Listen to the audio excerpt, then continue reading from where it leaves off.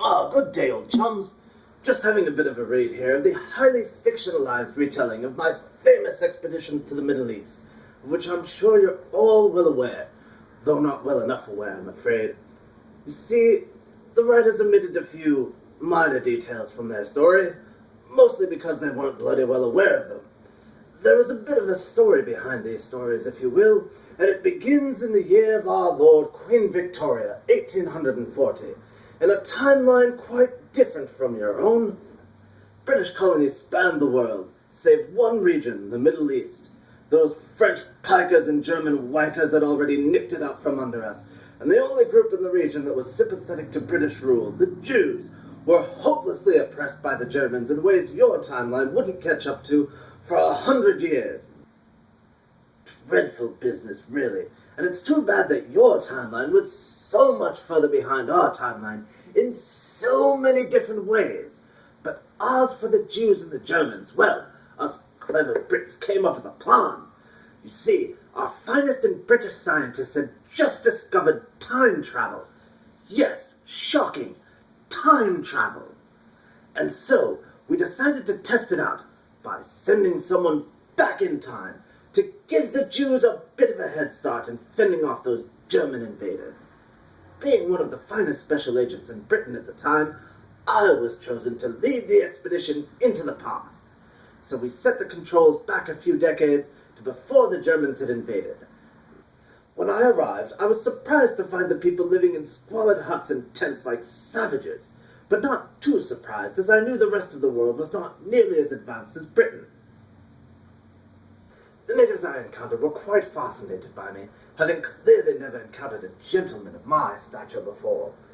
And so, once I confirmed that they were in fact the Jewish people, I explained to them that their people had been chosen by a higher power, Britain, to rule the Middle East, so long as they became a British colony. Well, the natives looked quite confused by that one, and asked a number of questions that seemed rather inappropriate considering their circumstances, not the least of which was how their world was created in the first place.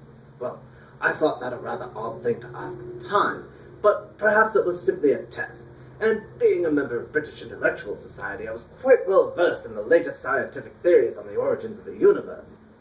So I had no trouble explaining to them how the universe began with a bang, with light entering our universe first because it moves quickly, followed by matter which spread out over billions of years to form stars and planets, how the Earth only acquired its moon a mere 4.5 billion years ago. And I explained how life began, how the first multicellular organisms were early ancestors of plants nearly 4 billion years ago, how life started in the sea, then came the age of the dinosaurs, and then the mammals, and finally humanity more recently. But when they began to discuss what I'd told them, I thought surely the universal translator on my time machine must have been broken, for they had heard that everything happened back in the day, as those ronkerous Americans across the pond like to put it. And by the way, that lot lost the war in my timeline and still answers to the crown, so shove that feather in your bloody American caps. Anyway, as I heard the natives talking about the dinosaurs as though they were birds, it dawned on me that the universal translator can only translate things into the language of the listener, and from there I determined that the natives I was dealing with were a pre-scientific people, one with a language so primitive that it couldn't even handle words for any number larger than 400, much less the words necessary to describe the full complexity of all that I had told them.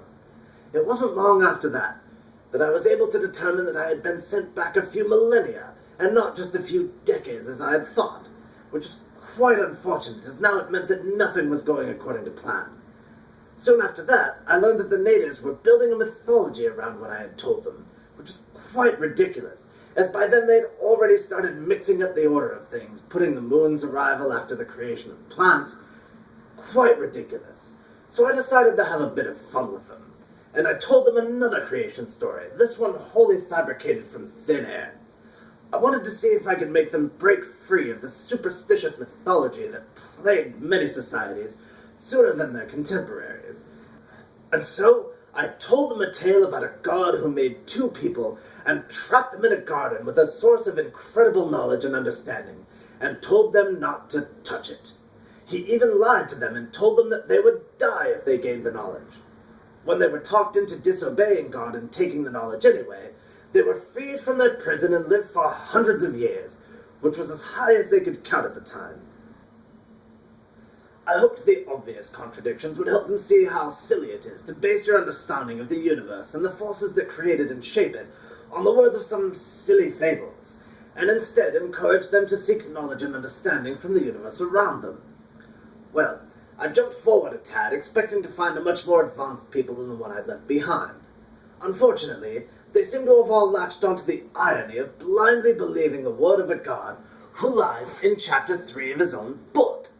They loved this irony like some kind of prehistoric hipsters or some such rubbish.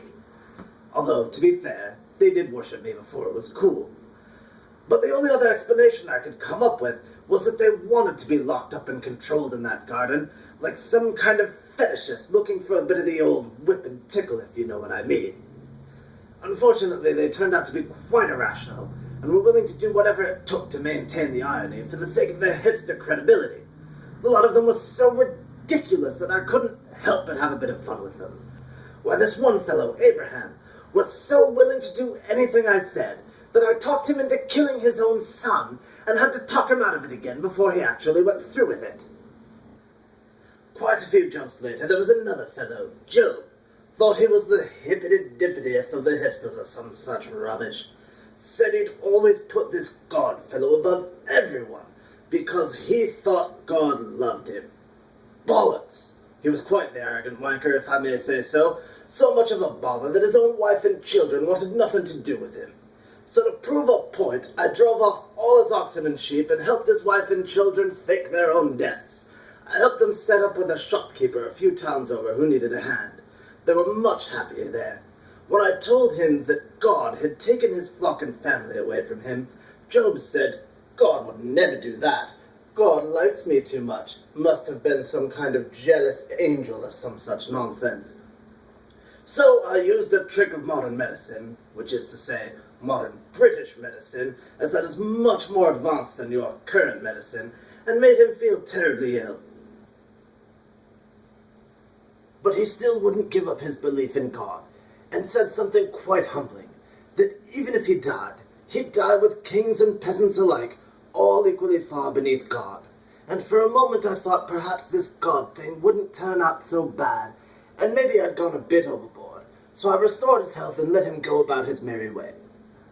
Turns out he was still a right bastard, even wrote a whole book about the experience, claiming that God loved him best and merely let Satan hurt him. Oh, but I've skipped over one of the most important parts. You see, a few jumps prior to that one, the Jews had gone and gotten themselves conquered by the Egyptians, who in my timeline had been colonized by France. Nice to see the Brits in your timeline managed to nick something we didn't, though it doesn't quite make up for losing America, now does it? But I digress. See, I decided to help free the Jews from their enslavement with the help of this fellow named Moses. Seemed like a decent chap, bit overdramatic, but he cared about his people. So I used a bit of technology to muck up the Egyptians just long enough for the Jews to escape, and help them settle into a nice plot of land where the Middle East meets Africa. This part of the story is a bit dreary, what with all the killing and all, but that's war for you, and besides, these people had been dead for thousands of years. What did it all matter, really? And besides, your Americans killed a bunch of people to free slaves. But hey, jolly good show, part of America that helped end slavery, although you did wipe out far more of the native population in your timeline than we did in ours. Buggered that right up, didn't you? Anyway, Moses wanted some rules for his people to live by. I told him to just go with the basic rules that tend to work for every society. You know. Don't kill people unless it's necessary for your survival. Don't steal. Don't lie or break promises. Take a day off once in a while. Don't believe in silly myths. That sort of thing.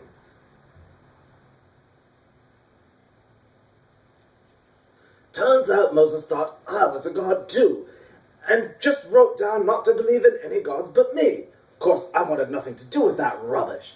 But when we found them building an idol, I feared what might happen if they fell under the sway of some worse superstition.